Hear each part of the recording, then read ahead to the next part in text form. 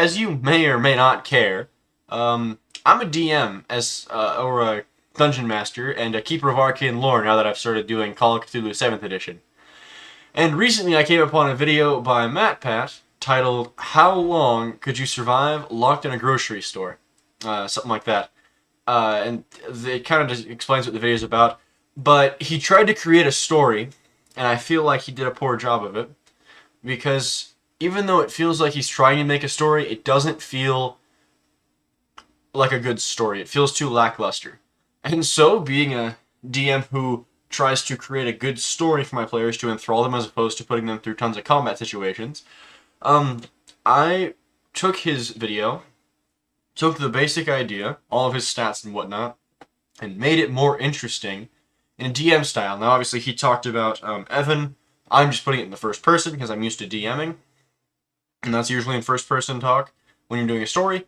And instead of it just being one person theorista, I put it into a group because once again, D&D DM here, so I'm used to doing groups of people, parties that fight. I also, instead of doing his zombies or aliens or zombie and aliens thing, I just went with creatures of the night, werewolves and things. But yeah, so I took care of that. MatPat, use me if you ever want to have good ideas for stories, if you ever want to do that again for the channel. So yeah, and here it is, guys. Hope you enjoy. You rush into the abandoned supermarket, locking the sturdy doors behind you. This is the meetup point for your group, who got separated a few days ago. Currently, all you can think about is surviving until they get here. You can still hear the hellscape outside, with various creatures of the night hunting for their own food. Suddenly, the lights in the supermarket go out, the power turning off for the final time. Realizing this, and knowing about food spoilage, you rush to grab a cart, proceeding to aisle 6 to grab all 377 pounds of salt to cure meats from the deli department, along with as much campfire supplies as can fit in the fair-sized cart from aisle 13. You then shove the cart along with all your might to get to the meat and deli departments, starting a fire in the butcher section and setting out some large strings to hang the meat while it cures. As the fire warms up and gets to a proper temperature, you salt all the meat you can, and begin smoking other meats, hanging salted meats when you aren't swapping out meats to be smoked.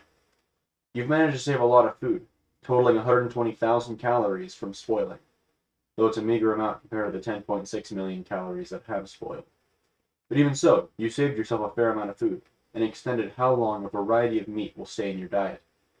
Now the meat's been sorted, you turn to dehydrating fruits and vegetables using the fire, providing you with veggies that will last 6 months and fruits that can last a year.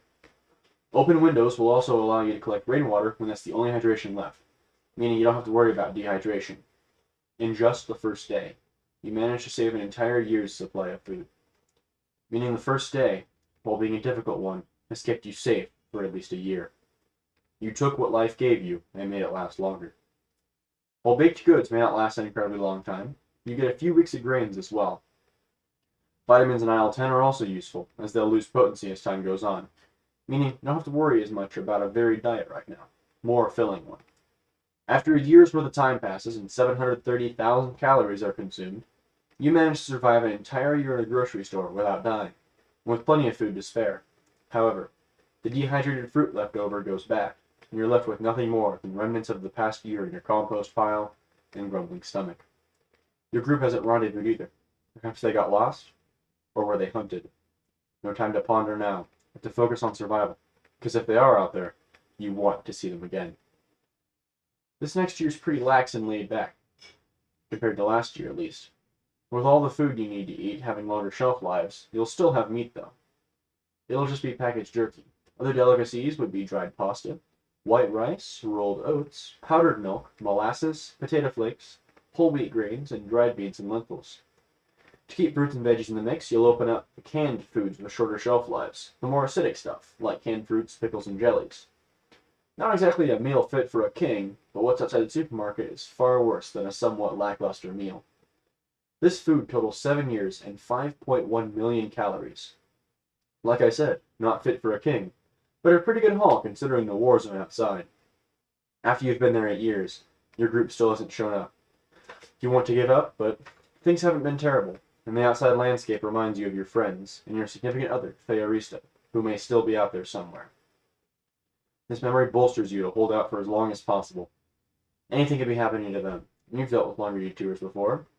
These are really only two kinds of food left on the shelves. Food that'll last indefinitely, and sealed foods that degrade over time.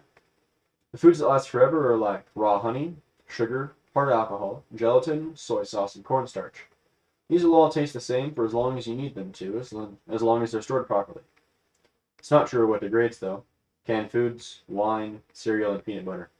These foods won't spoil as long as they're kept properly sealed, but they will go rancid or stale. They won't hurt you like this, and they'll still have some nutritional value, if you can stomach having rancid peanut butter. But dog food may not be the best, but it's better when it's not expired. As much as you hate the way it's going to be, you know you have to eat through the stuff that'll degrade first. You remind yourself of the group you've stayed alive this long for. You've got plenty of food left. The canned goods won't spoil, and they alone will last 4.5 years. Canned goods are really only in danger if they get opened or dented. Factory-sealed crackers, cereals, cookies, and chips are also going to stay edible for a while. They may not be the best tasting, but they'll be edible. Sodas, fermented alcohol, jarred nut products are also going to fit the bill. And once again, they won't taste like a 5-star meal, but you have to make do with what you have. All the products that degrade will last you a healthy, albeit somewhat nauseating, 30.8 million calories in 42.2 years. Some of the meals weren't bad. Having beer and crackers is a staple of bar anyways, so that wasn't terrible. But other days leave a scar on your sanity permanently. There's a lot of pet food there, and while it may be nutritious, it certainly wasn't appetizing. Eating something so slimy and expired should be a war crime, punishable by death. After 42 years of that, which will cause night terrors for the rest of your life, you return to foods that taste better, the indefinite shelf life foods, which still taste the same after the 50 years you were here. They may not last as long as the unmentionable, wretched food you had to eat for the last 40 years, and it certainly won't remove the scars, but it still isn't as bad at 13.1 years of food. After the last drop of vodka hits your still dry tongue, you have a few moments to ponder the 63.3 years preceding. You become cold, feeling the icy cold hand of death on your shoulder. Was it worth it? Maybe, maybe not, but you did it. As your body becomes one with the compost pile, doors open and then shut closed again, locking in whoever entered. It's your group, including Theorista.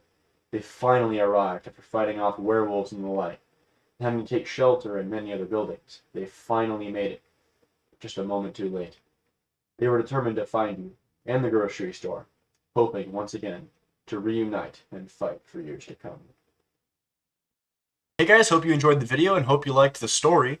I didn't do anything further than that. Didn't cover the gardening part because I felt like that wasn't really part of the story anymore.